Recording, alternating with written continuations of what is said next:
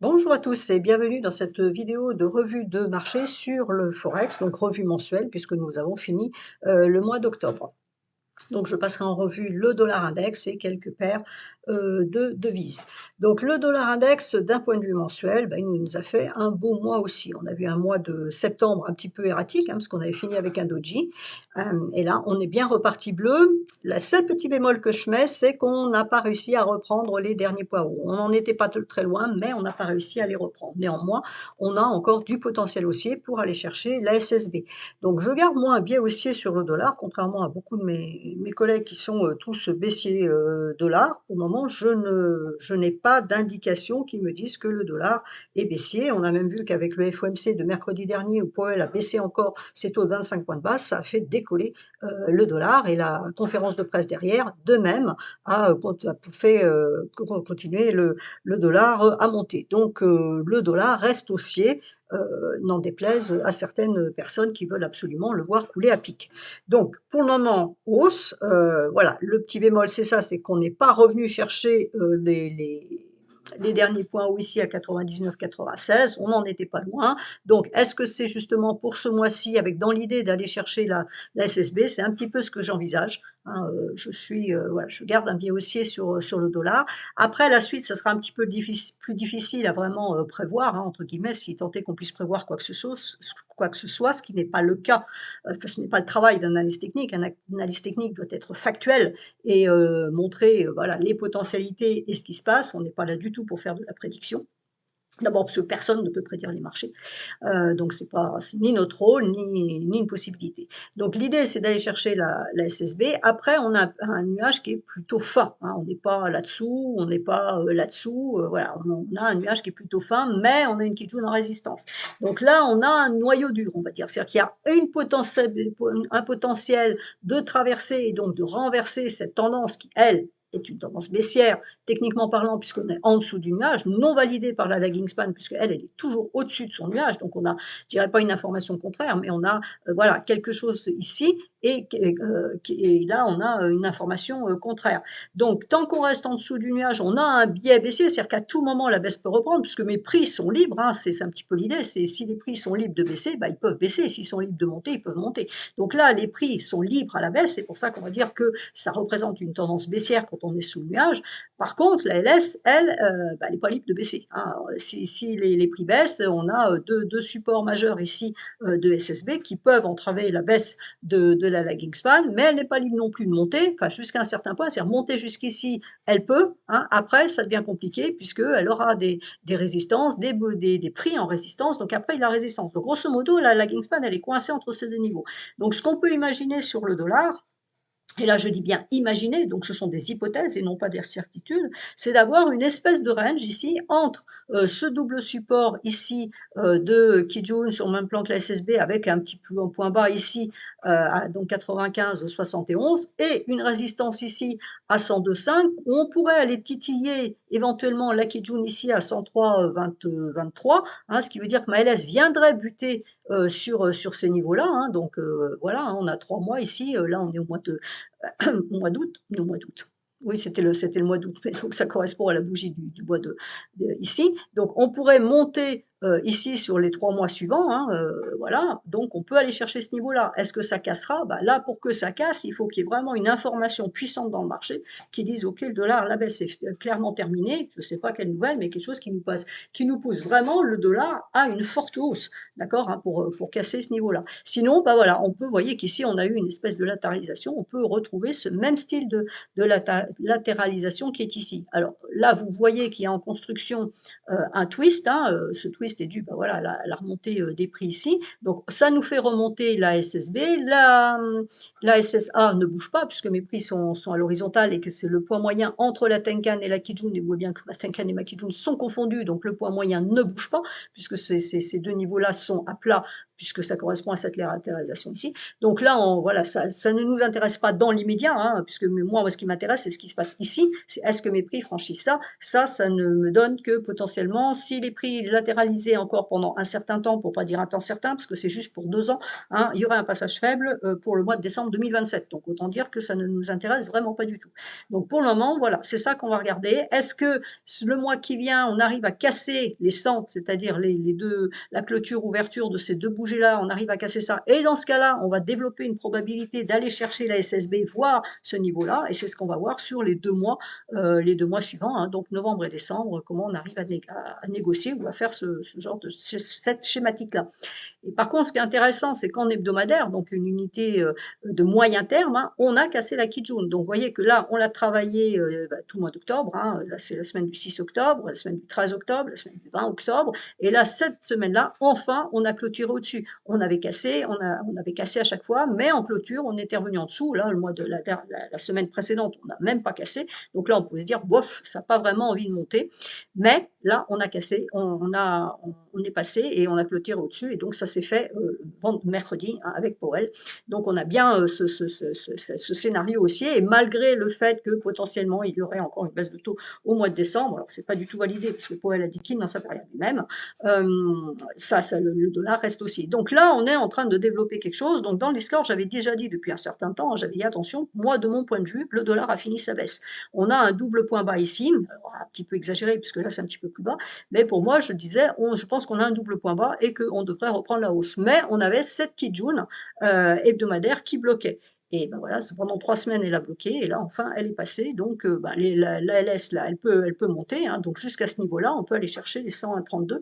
Et là, d'un point de vue Ishimoku, sur l'hebdomadaire, on est en train de donner un signal aussi. Hein, l'idée, c'est quand je casse la Kijun à la baisse, je donne un signal vendeur. Quand je la casse à la hausse, j'invalide ce signal vendeur. Donc, j'ai bien eu mon signal vendeur ici.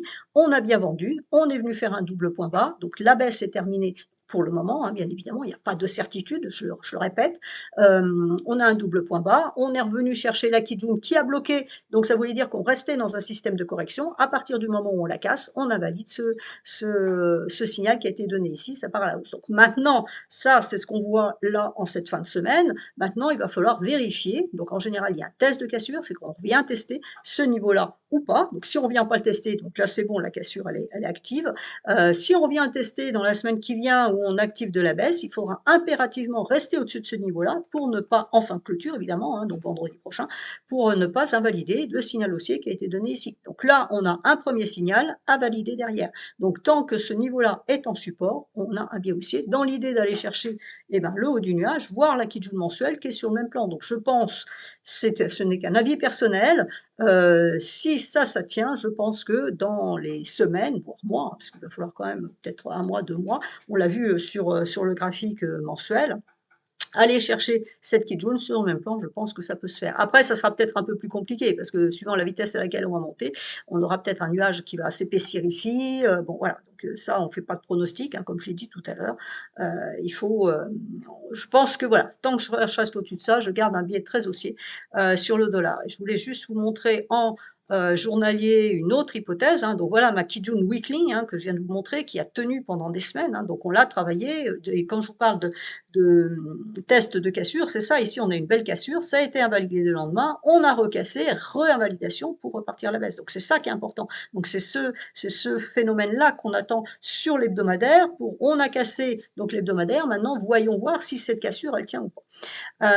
Et donc sur le journalier, donc là voilà, on a cassé, donc je dis bien c'est mercredi soir, hein, mercredi avec le FOMC, on a clôturé en dessous, donc le test de cassure on est repassé et donc on a bien maintenu. Maintenant j'ai 3 bleus, donc je m'attends à une rouge, donc est-ce que je corrige là en début de semaine pour refaire mon test de cassure hebdomadaire, hein, revenir chercher ce niveau-là pour rebondir, ou est-ce qu'au contraire on fait juste une petite rouge et on repart après derrière. Donc j'imagine, hein, je dis bien j'imagine, c'est une hypothèse, un scénario, donc à partir du moment où on maintient cette Kijun en soutien, un scénario haussier du type héliotiste, en 1, 2, 3, 4, 5, hein, on a fait le double point bas qui est ici, hein, on le voit bien, et là on pourrait développer une vague 1, une vague 2, donc la vague 2 qui est par là, et puis qui est tout ça, et là développer une vague 3, et après 4 et 5, donc ça sera un petit peu la schématique, faire 1, 2, 3, 3, 1, 382 de l'extension ici, 1, 1, 2 ici, donc 3 ici, 4 de correction, donc ici je dis ça, mais pour moi j'en sais rien, je ne sais même pas où va se finir la 3, donc c'est vraiment de la prospective un petit peu, voilà, on rêve un petit peu, hein, on se fait un petit peu son scénario. Donc 4 ici et 5 pour aller chercher, justement cette fameuse Kijun, mensuelle qui est ici. Donc là, on a quelque chose d'assez sympathique qui se développe. Dans la vague 3 ici, on aurait fait, hein, et c'est toujours à valider, surtout avec Elliott, on aurait fait 1, 2, donc on a 3 à faire, donc aller chercher ce niveau-là, 4, 5 pour venir chercher ça. Donc voilà, donc on peut avoir voilà, de la correction là en début de semaine parce que j'ai mes 3 bleus, et puis parce que j'ai une cassure ici importante des 0,618, donc venir tester ce niveau-là pour repartir, on va chercher ça, on s'arrête, on repart, etc. dans l'idée d'aller chercher la troisième. Donc bon, c'est un scénario qui me va bien, qui fait sens. J'oublie le fondamental parce que on n'arrive plus maintenant à corréler, enfin à mettre un fondamental en face d'évolution des devises tout simplement parce que bah, voilà, il y a juste des incohérences. Hein, quand on vous dit qu'on baisse les taux, hein, une baisse de taux sur une devise, normalement c'est baissier pour la devise. À l'arrivée, Powell a baissé son taux de 25 points de base. Ok, ce n'est que 25 points de base, mais c'est quand même 25 points de base et c'est 50 déjà pour cette année. Et à l'arrivée, le dollar est parti en altitude. Donc voilà, donc on oublie le fondamental, je me concentre sur la technique et pour le moment, j'avais mon double bottom et là voilà, là j'ai un renversement de tendance hein, parce que je suis passé de l'autre côté du nuage court terme, donc j'ai bien mon renversement de tendance, j'ai mon signal haussier de moyen terme ici en hebdomadaire, donc voilà, donc tant que ce niveau-là est bon, et ben, c'est assez haussier, techniquement parlant, ça reste haussier. Donc maintenant, voyons ce que ça donne sur les paires en dollars. Donc nous avons l'euro-dollar ici. Donc l'euro-dollar en mensuel, bah, si le dollar part à la hausse, évidemment l'euro-dollar lui part à la baisse, hein, c'est quelque part logique puisque c'est la partie du ratio en bas qui monte, donc ça fait un ratio baissier.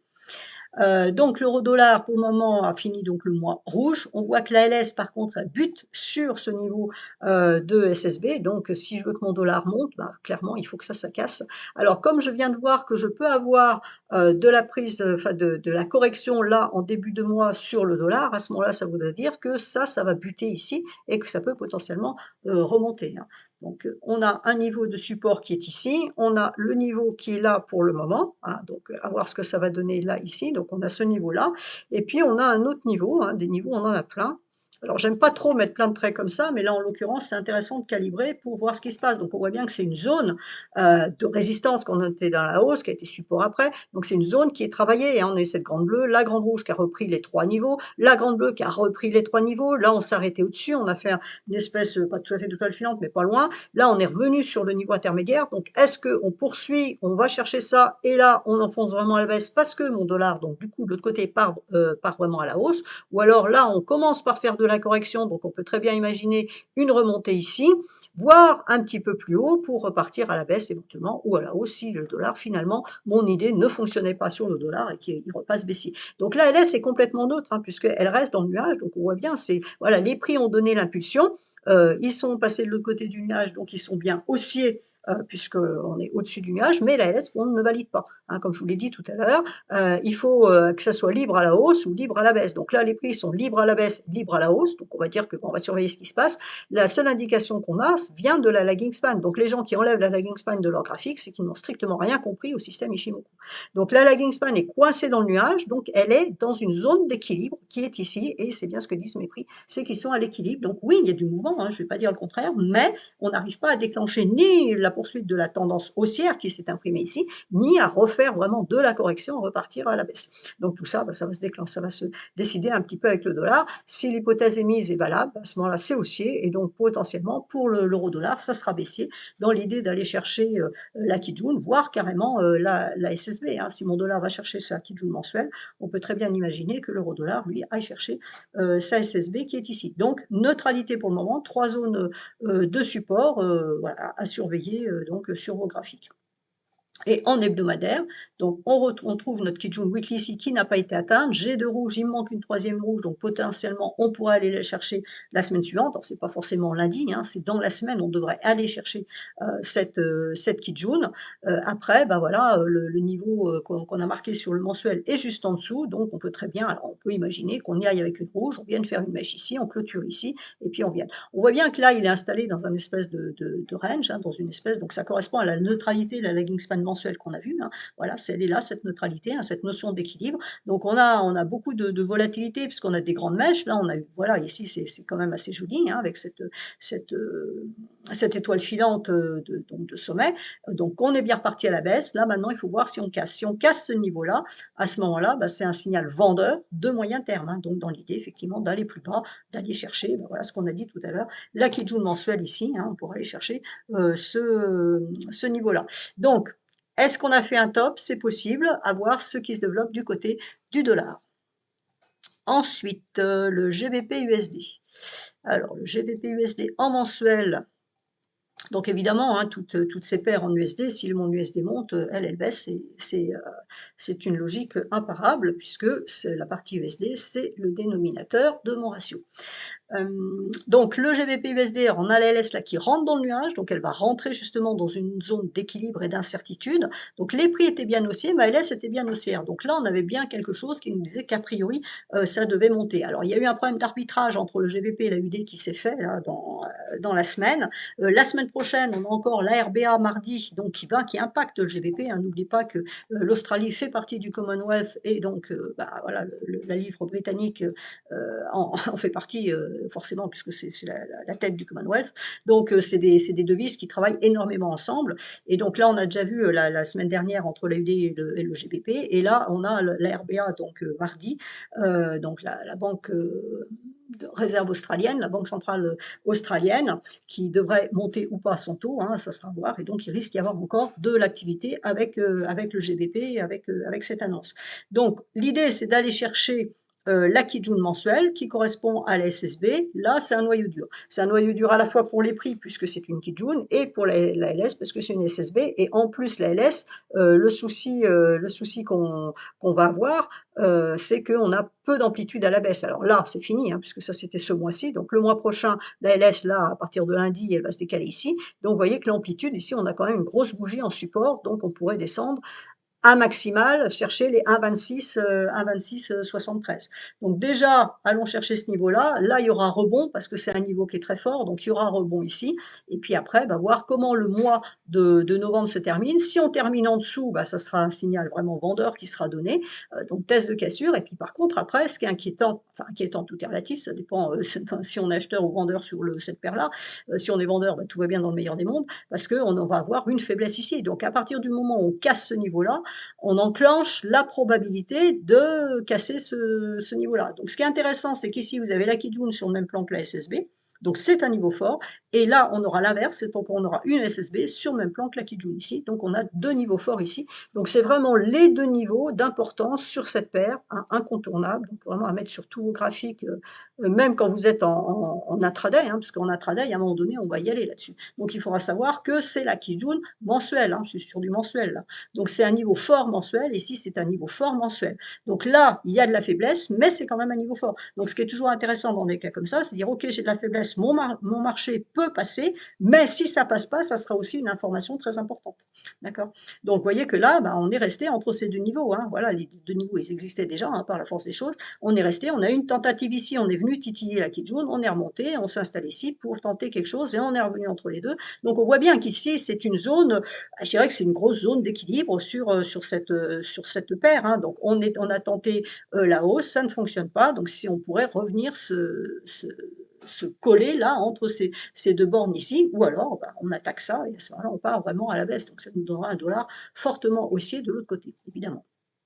Donc, en hebdomadaire, donc on retrouve les niveaux, hein, donc ma Kijun mensuelle, elle est là. Vous voyez que c'est quasiment le niveau de SSB hebdomadaire. Donc là, je commence à avoir une concordance des niveaux. Donc ça, c'est toujours important ici aussi à considérer. La LS est passée sous les prix. Donc là, pour la semaine qui vient, elle va se retrouver ici. Donc là, on va avoir un petit support. Alors c'est tout petit, on va me dire c'est négligeable, ça veut rien dire. Bah si, quelquefois ça suffit à fonctionner, hein. Donc faites attention à ces petits niveaux-là. On a le nuage ici en support, hein. Donc là, on a voilà, on a une petite zone ici, qui peut bloquer la baisse de la lagging span pour cette semaine et puis après, bah, elle peut continuer parce que vous voyez qu'après par contre, il y aura plus rien. Donc une fois qu'elle aura cassé ça, ici, il y a plus rien et ça peut passer ici et donc l'idée, bah, c'est de venir chercher ce niveau-là. Alors est-ce que ça se fait en une semaine avec une bougie rouge ou est-ce qu'il nous faut 2 semaines? C'est-à-dire une bougie rouge plus une autre qui finirait par exemple en marteau pour faire un rebond ou alors, bah, là c'est pareil, le nuage n'est pas épais, ça peut passer, hein, donc mon niveau faible, il est là, hein, en mensuel, donc en hebdomadaire, on n'y est pas on n'y est pas encore, hein, vous voyez qu'il y a quand même du chemin à faire. Il faut casser ça. Après, on a un autre niveau important, qui se situe donc ici. Je vous le mets en vert. Donc Kijun, SSB, hein, donc les 1,27, 69 et puis après on aura un autre niveau ici, les 1,27 1,26 14. Donc il faut arriver à traverser ces 3 niveaux d'importance pour aller chercher le niveau mensuel et puis après on verra ce qui se passe. Donc pour le moment, on a bien un biais haut baissier sur la livre sterling, hein, c'est pas vraiment le scoop. Là, on a fait un point haut plus bas, donc là, on avait déjà une information comme quoi le marché n'avait plus la puissance d'aller plus haut. Donc concrètement, cette tendance haussière pouvait être terminée. Et puis là, on a la validation puisqu'on a cassé la Kijun. Alors, on a cassé la Kijun qui montait, mais c'est surtout ce plat de Kijun qu'il fallait casser et qui a été cassé cette semaine. Donc là, même chose, hein, on peut envisager potentiellement un test de cassure si on revient chercher ce niveau-là avant de repartir à la baisse. Par contre, si on le recasse en clôture de bougie vendredi, ça veut dire qu'on invalidera le signal vendeur qui a été donné cette fin de semaine. Ensuite, le dollar-yen. Alors, le dollar-yen en mensuel. Donc le dollar-yen en mensuel, bah, pour le moment, il bloque, hein, il a bloqué là ce mois-ci sur bah, la droite de sommet. Donc on est bien en correction ici, hein, on a une tendance haussière ici, on est bien en correction ici.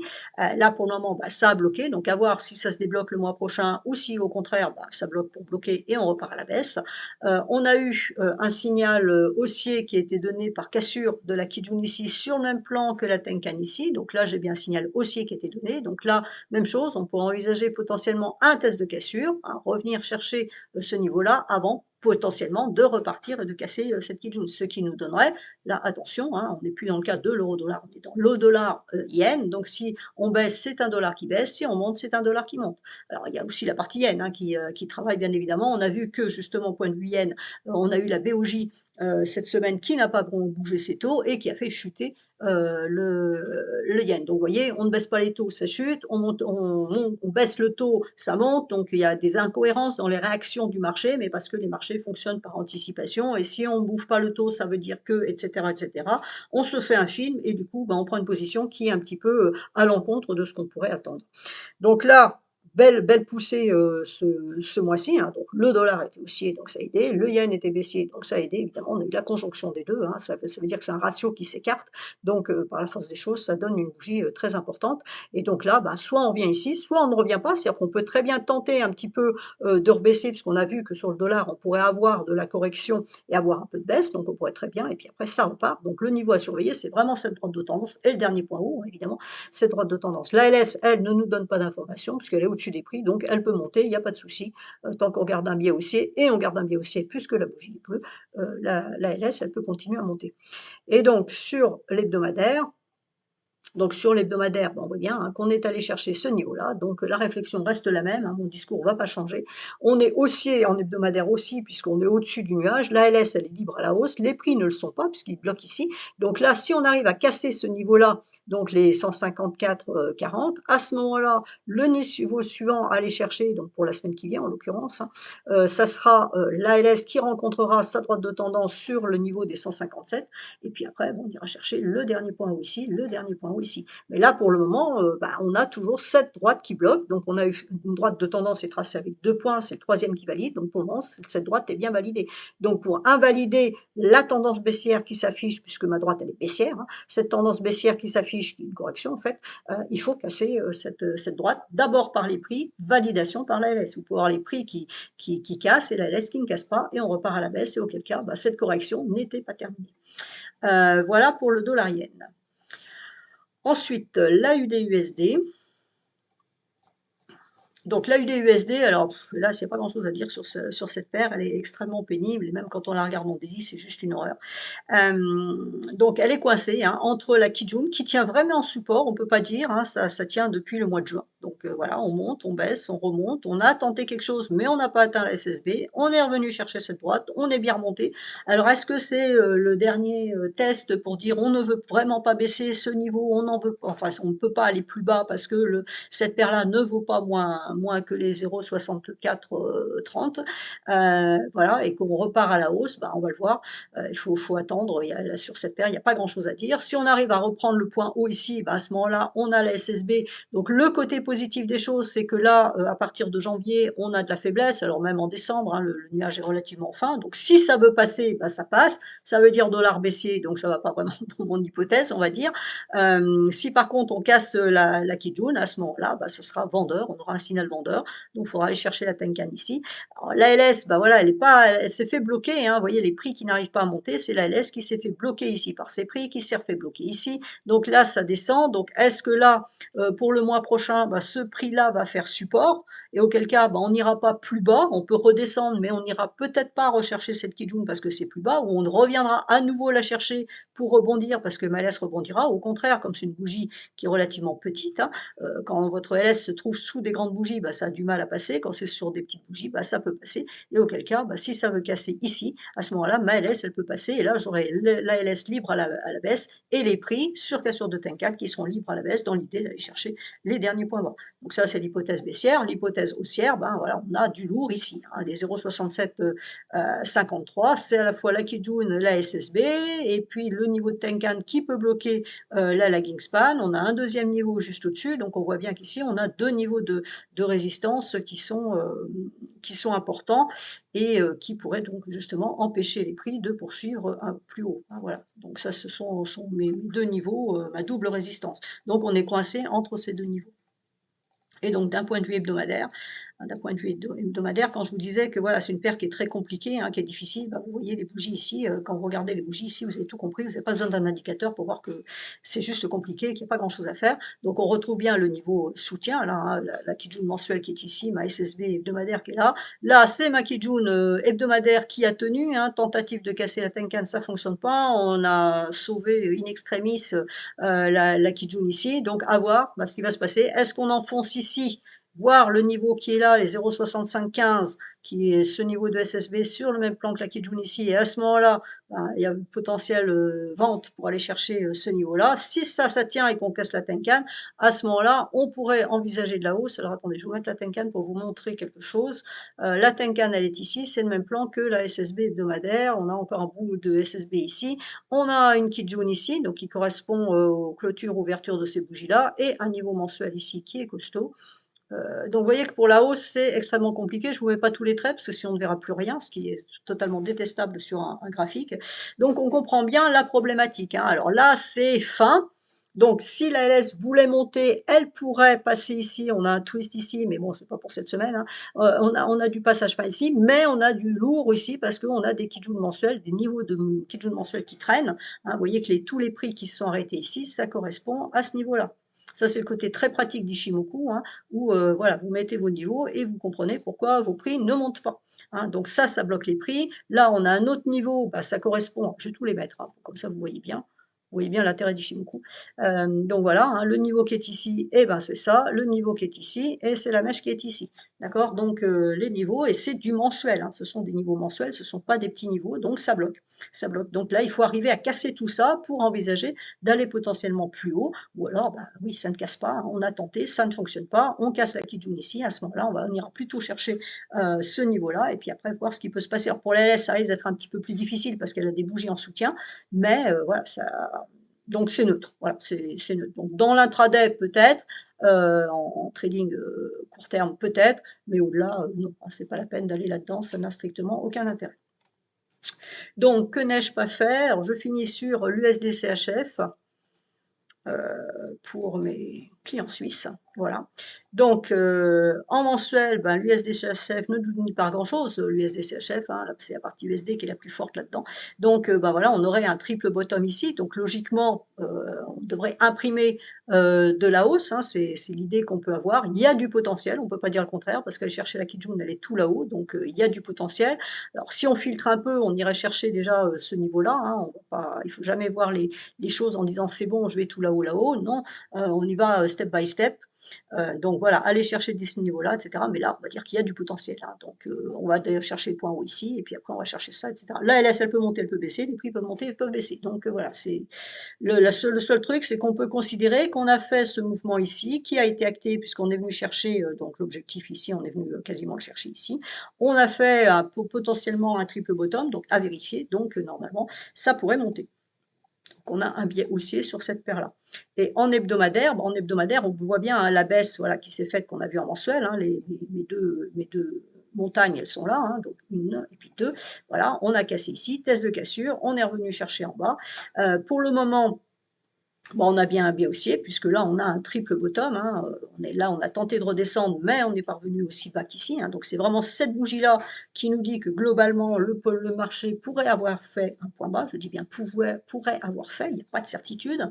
La Tenkan est en soutien, donc là, cette semaine, on est reparti bleu. On a vu le dollar a été, très très haussier, donc c'est normal que la paire soit partie, comme ça. Donc là, bah, l'idée, c'est voilà, c'est déjà d'aller chercher, la Kijun hebdomadaire. Si la Kijun hebdomadaire lâche, on va chercher le point bas qui est ici. Donc, je vous l'avais mis sur le mensuel, ça correspond à ce point bas qui est ici.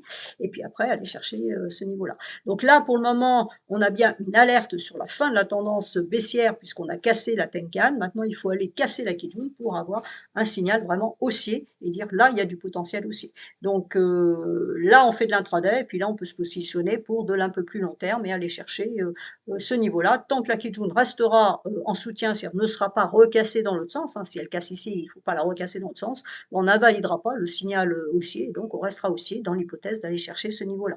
Donc ce niveau-là, c'est la Kijun mensuelle, donc évidemment c'est un gros morceau, mais on voit bien que derrière, on a quand même un nuage fin. Donc si vraiment ça voulait pousser fort à la hausse, hein, on a un dollar toujours pareil qui passe, qui reste, qui est fortement haussier, bah, on pourrait aller chercher ça. Donc ça, grosso modo, ça correspond au niveau de la Kijun mensuelle sur le dollar, hein. Donc voilà, l'idée, si on joue le dollar, on peut le faire par le biais de cette paire-là. Alors en long terme, c'est faisable. Attention, en court terme, c'est une paire qui est très difficile. Voilà, donc j'ai fini pour le forex. Donc pour ceux qui sont intéressés, je fais de l'accompagnement au trading intraday et plus sur le Discord dont vous trouverez l'adresse en dessous de la vidéo. Et si vous avez des questions, même chose, hein, vous pouvez venir les poser en partie publique sur le Discord, voire sur Twitter, parce que je mets aussi mes analyses sur Twitter. Et je vous souhaite une bonne semaine.